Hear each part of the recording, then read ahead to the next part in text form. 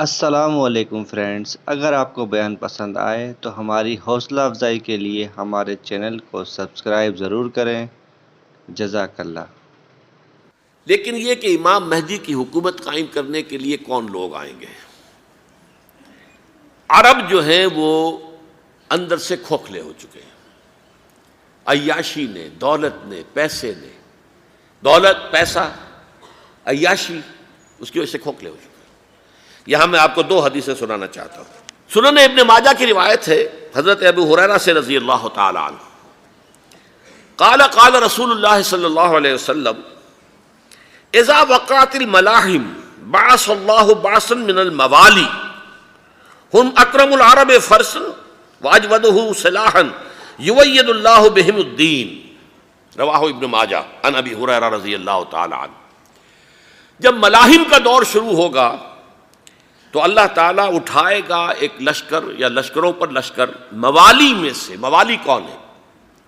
عربوں نے جب فتح کیا تھا اس پورے علاقے کو خلافت راشدہ کے دوران، اور پھر وہ لوگ جو ہے، ایک رائے تو یہ تھی کہ انہیں غلام بنایا جائے سارے آبادیوں کو، لیکن یہ کہ حضرت عمر کا اجتہاد تھا، اس کے مطابق جو ان کو غلام نہیں بنایا گیا تو وہ موالی کی حیثیت رکھتے ہیں۔ عربوں میں دم نہیں ہے، موالی میں سے لشکر اٹھیں گے کہ جو در حقیقت حضرت مہدی کی حکومت کو قائم کریں گے۔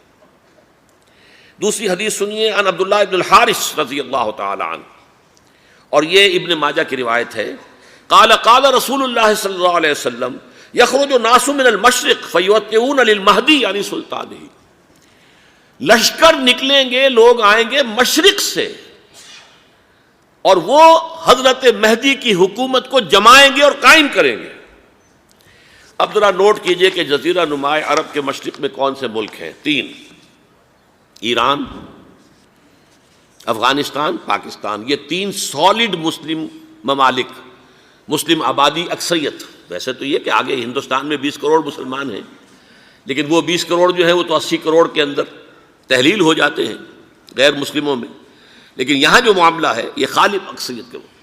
ان میں سے ایران کا معاملہ جہاں تک ہے، نمبر ایک یہ کہ وہ شیعہ عقائد کے حصار میں بند ہے، اس سے ادھر ادھر ہونا اس کے لیے ممکن نہیں۔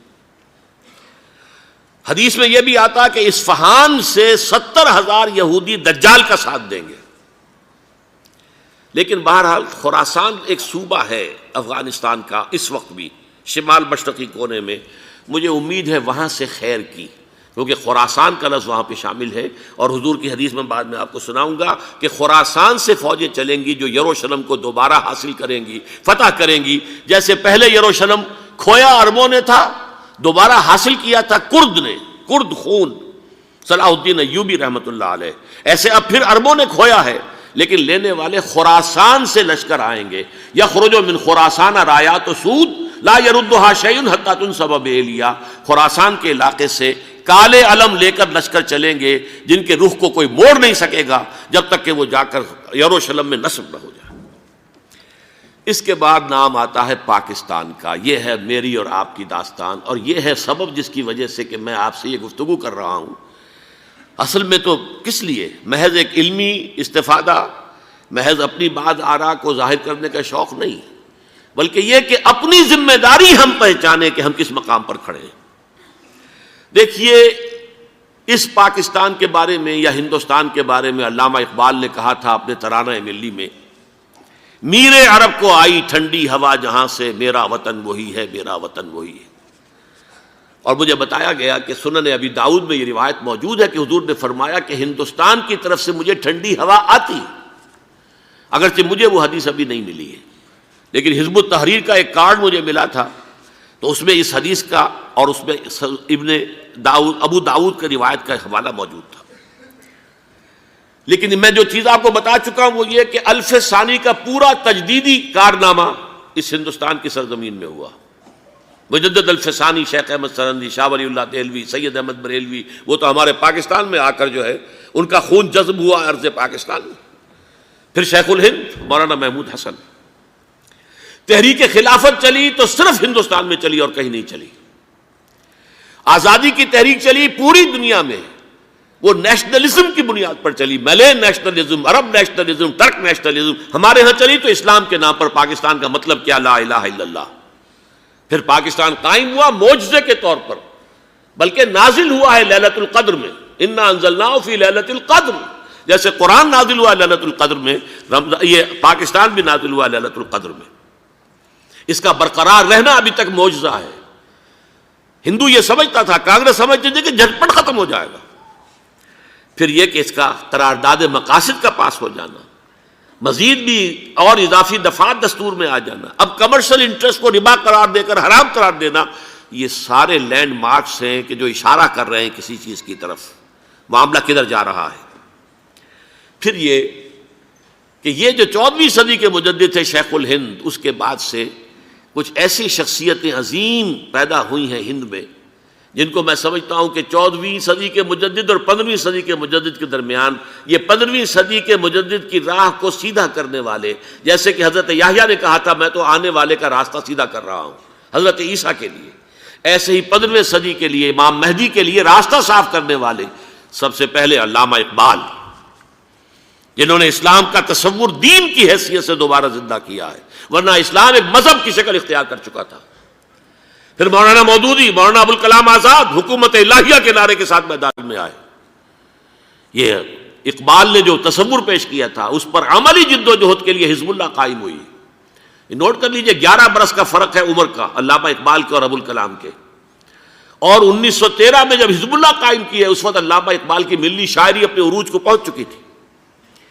پھر یہ کہ علامہ اقبال کے بعد تعمیل جو ہے اس کام کی وہ ابوالکلام نے کی، لیکن روایتی علماء کی شدید مخالفت کی وجہ سے وہ بددل ہو کر چھوڑ گئے، کانگریس میں شامل ہو گئے، بساط جو ہے حزب اللہ کی انہوں نے لپیٹ دی۔ پھر مولانا مودودی آئے، انہوں نے وہ ڈور جو ہے اس کا سرا تھاما، جماعت اسلامی قائم کی حکومت الہیہ ہی کے قیام کے لیے۔ اگرچہ میرے نزدیک یہ کہ وہ انتخابی اور ایک قومی سیاست کی ایک جماعت بن کر پاکستان میں جو ہے دلدل میں پھنس گئی ہے، اب ہم اس کی کوشش کر رہے ہیں، تنظیم اسلامی اور یہ تحریک خلافت جس کے تحت یہ جلسہ ہو رہا ہے، یہ ساری چیزیں وہ ہیں کہ آپ کو سوائے پاکستان کے اور کہیں نہیں ملیں گی پوری دنیا میں۔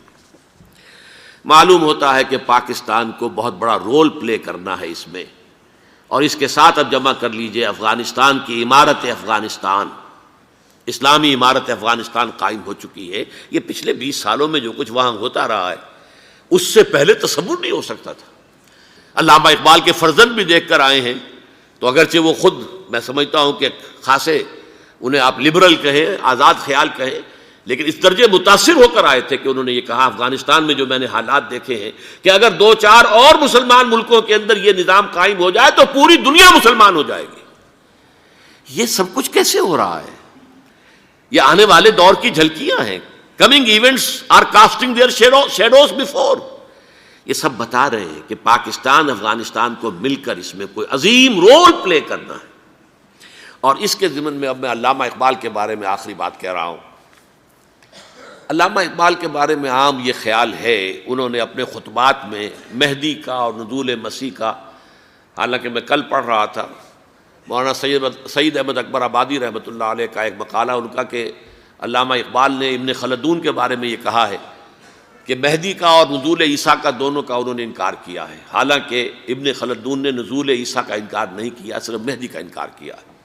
بہرحال علامہ اقبال نے خطبات میں انکار کیا ہے، لیکن یہ کہ اپنی شاعری کے اندر میں چیلنج کرتا ہوں کسی بڑے سے بڑے اقبال شناس کو، ان کا یہ شعر ذرا سنیے: خضر وقت از خلوت دشت حجاز آید بروں، کارواں زی وادی دور و دراز آید بروں۔ خضر وقت، امام وقت، رہنمائے وقت، قائد وقت، خلوت دشت حجاز، حجاز کی صحرا کی کسی خلوت گزینی سے نکل کر باہر آئیں گے۔ میں حیران ہوتا ہوں علامہ کے اس فکر پر اور اس مصرے پر۔ یہاں انہوں نے شیعہ اور سنی دونوں کے کانسیپٹ جمع کر دیے۔ شیعہ کا کانسیپٹ یہ چھپے ہوئے کسی غار میں وہاں سے برآمد ہوں گے، اور ہمارا کانسیپٹ میں ام سلمہ رضی اللہ تعالیٰ عنہ کی حدیث سنا چکا، چھپے ہوئے ہوں گے وہ وہاں پر، مدینے سے نکل کر آ کر مکے میں چھپ جائیں گے۔ اس خانہ جنگی کی حالت میں لوگ ان کی طرف دیکھ رہے ہوں گے، سوچتے ہوں گے انہیں میدان میں آنا چاہیے، کوئی پارٹ پلے کرنا چاہیے، امت کی رہنمائی کرنی چاہیے، لیکن وہ چھپیں گے، وہ کارہ ہوں گے، وہ اس ذمہ داری کو قبول نہیں کرنا چاہیں گے، جا کے چھپ جائیں گے مکے میں، وہاں سے مکے والے انہیں نکالیں گے، اور وہ کارہ ہوں گے، انہیں بالکل یہ پسند نہیں ہوگا کہ یہ ذمہ داری اٹھائیں۔ تو خضر وقت از خلوت دشت حجاز آیت بروں، کارواں زیں وادی دور و دراز آیت بروں، کارواں جو چلے گا ان کی مدد کے لیے اس وادی دور و دراز، اس زیں عظیم وادی دور و دراز، یہ وادی سندھ ہے۔ وادی سندھ جو ہے ہم سمجھتے ہیں کہ صرف یہ پاکستان اور پنجاب جو ہے یہ اس میں شامل ہے، سندھ اور پنجاب نہیں، افغانستان کا پورا مشرقی علاقہ اس میں شامل ہے۔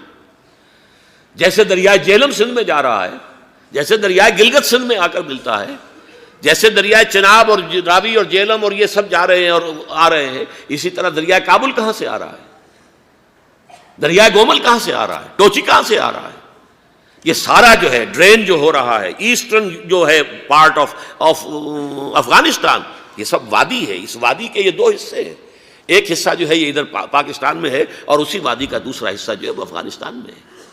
کارواں زیں وادی دور و دراز آیت بروں، کارواں چلے گا یہاں سے، یخرج ناس من المشرق یؤتون للمہدی یعنی سلطان ہی، مشرق سے فوجیں چلیں گی کہ جو مہدی کی حکومت قائم کریں گی، اور یخرج من خراسان رایات و سود، اور خراسان سے سیاہ پرچم چلیں گے کہ جن کا رخ کوئی موڑ نہیں سکے گا، حتیٰ تنصب بإیلیا، یہاں تک کہ وہ جا کر یروشلم کے اندر نصب ہو جائیں گے۔ حضرات، میں ایک میری گفتگو کا حصہ باقی تھا لیکن میں اسے چھوڑ رہا ہوں، اس لیے کہ گلوبلائزیشن جو اس کی ہوگی، جو خلافت علی منہاج النبوہ کی تجرید کامل حضرت مہدی کے ہاتھوں عرب میں ہوگی، اس سے پہلے اس کے لیے محنت، کوشش، جد و جہد پاکستان اور افغانستان میں ہو چکی ہوگی جو اسے سپورٹ کرے گی اور وہاں جا کر حکومت قائم کرے گی۔ اس کے بعد گلوبلائزیشن کا جو مرحلہ اس کا ہے وہ حضرت مہدی کے ہاتھوں نہیں ہے، وہ حضرت عیسیٰ ابن مریم ان کے نزول کے بعد ہے، جن کے نزول کے بعد دجال کا خاتمہ ہوگا اور یہودیوں کا استحصال ہوگا، مسلمانوں پر بھی بڑی تکالیف عربوں پر آئیں گی، شدائد آئیں گے، لیکن یہ وہ میں حصہ ملتوی رکھتا ہوں کسی دوسری محفل اور کسی دوسری مجلس اور نشست پر۔